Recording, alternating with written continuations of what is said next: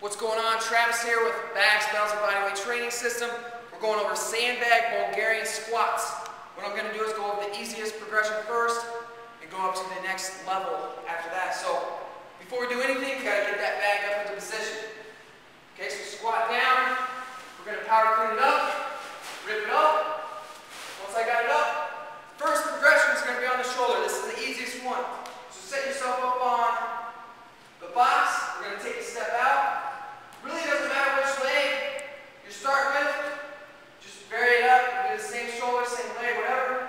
But we're going to squat back and down, keeping the weight on the heel, driving straight up, staying nice and tall. Now, another variation to this, which is going to be the next level up, Zercher position. It's tougher, keeping the bag in position. Okay, we start out, legs against the box, step out, elevate the foot. Remember, squat back and down, keeping the chest up, elbows up, drive up to the heel. When you're finished, squat it down. Always use good form when messing with the sandbags. Those are your sandbag Bulgarian squat progressions.